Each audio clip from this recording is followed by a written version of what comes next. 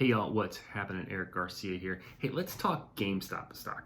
I can't have a conversation about the stock market without someone asking me about how much GameStop do I own or what is going on with GameStop. You got Reddit and hedge funds and GameStop. Could you explain to me what's going on? So here's my attempt to explain to you what is going on with GameStop and some other stocks out there on the stock market. First, let's start with an economics lesson of supply and demand.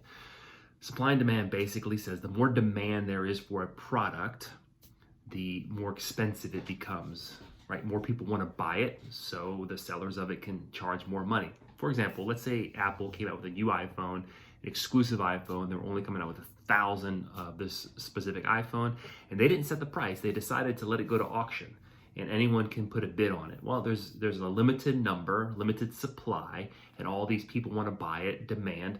So the price of that iPhone is probably going to go up and up and up and up. Okay, more demand, more expensive. On the flip side, let's say Apple comes out with a new iPhone 12, and everyone who currently owns an Apple decides, I want to buy the iPhone 12. So they go on eBay to sell their old iPhone 10s or the iPhone 8s. There's not a lot of demand for an iPhone 10 or an iPhone 8, so the price of that iPhone drops in value. Too much supply, not enough demand, price drops. All right, so take that concept of supply and demand and put it to the side for a second. Now let's talk about the stock market. Traditionally, the way people make money in the stock market is they buy a share of a stock, right? They buy it at one price with the expectation that over time, it's going to increase in value and they can sell it at a profit. All right, so let's say I start a company called Eric's Spacesuits, right? You know, space exploration. We're going to be able to go to space and maybe buy a house on Mars one day. So I think that this is a trend. I think that, or not a trend, I think this is something that is a good business to start. So it's designer spacesuits by Eric, and my share prices are $100.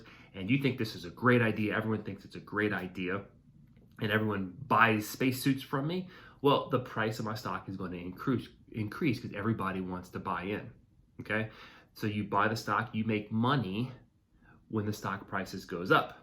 Now, if you buy one share at $100, you can only lose what you put into that stock. So let's say everyone thinks it's a terrible idea and it goes out of business. Well, you only lose $100, okay? So we call that going long. You buy the stock and you make money when the price increases. Now, you could also make money in the stock market by what we call shorting a stock. Now, when you short a stock, you don't technically own it. You're betting that the stock price is going to drop. So you make money when the stock price drops. So you're thinking, how can you make money if you don't own the stock? Well, what you do is, as the investor, you borrow that stock from somebody who owns it. Well, who are you going to borrow it from? You're going to go borrow it from a big broker, a Schwab, a Vanguard, a Ameritrade, these big brokers. They're going to lend this stock to you at today's price. So let's say it's $100. So now this broker lets me borrow that stock, and I'm going to go sell it today at today's price at $100 because I expect that that stock price is going to drop over time, and then I'll be able to go buy it when it's cheaper, and then I can give that stock back to the broker that I borrowed it from. It's no different. If you're my neighbor and you borrow my lawnmower, you got to return the lawnmower back to me. I borrow a stock from a broker at some point in the future. I got to replace that stock for you. I'm betting that the stock price is going to drop and I can buy it cheaper than what I can sell it for today. So I borrow it from you at $100. Hope the stock price is going to go down, right? Eric's spacesuits, stupid idea. We're not going to space, Eric. So I'm betting that you're going to fail. I'm going to borrow the stock from someone. And then when you fail, I'll go buy it back really cheap and I'll give them their stock back, and I get to make the difference of what I sold it for when I borrowed it to what I bought it back for. That's how I make money. So when you short a stock, you make money when the stock price goes down. You lose money when the stock price goes up, right? So if you bet wrong and Eric's Spacesuits is really, really good and everybody wants to buy it and that stock price goes from 100 to 200 to 300 to 400 to 500, every time that stock price goes up, you potentially lose because you're gonna have to go buy it back to give the broker back the stock that you borrowed. Okay, so now we have supply and demand, and we have this idea of longing by owning a stock and then shorting a stock by borrowing it. Now enter GameStop. This is a big hedge fund. Hedge funds are really, really, really wealthy people. They pull their money together and they invest in things that the average person just can't invest in. Either they don't have enough money, or sometimes hedge funds take bigger risks than the average investor will take. So Some hedge funds saw this opportunity in GameStop and other companies to say, hey, look, we're going to bet that these companies are going to do badly over the next few months, right?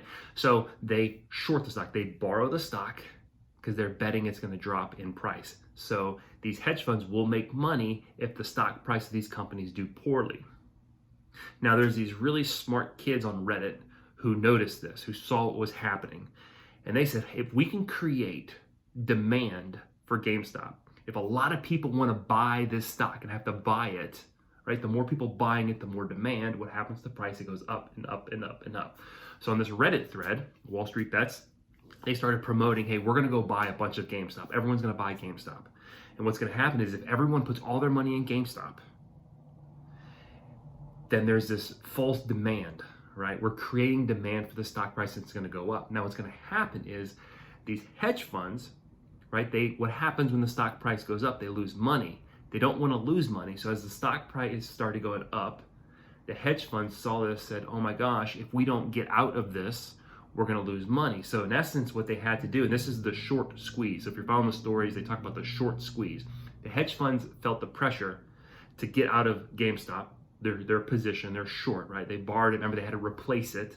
So what they had to do to replace the stock, what do they have to do? They have to go buy it. They have to go buy it from the market. So as these hedge funds start buying GameStop to replace the stock that they borrowed, they in turn are creating more demand for the stock because more people are buying it, more people want to buy it. So everyone keeps buying it. The price continues to go up and up and up. You see what's happening here? There's this demand that's being created for this stock where the stock really isn't worth that much, but because people are buying it and continue to buy it, the price goes up and up and up. And eventually what's going to happen one day is it's going to fall because the value isn't there. And that's really what's happening with GameStop and some other stocks. Now, what does this mean for your portfolio? Well, if you're investing for the long term and you're not trying to take advantage of these short-term trades, you're going to be okay. All right, this might spook the market a little bit. The question might be like, is this happening in other stocks? And nothing illegal has happened so far as we know. This is perfectly legal behavior. You question the ethics of it, but nothing illegal has happened so far as we know. But if you're investing for the long term and you're investing in a portfolio that's consistent with your risk tolerance, consistent with your long-term purpose, this is just another event in the life of your investments. So I hope you get a better understanding of what's happening here. It does get complicated.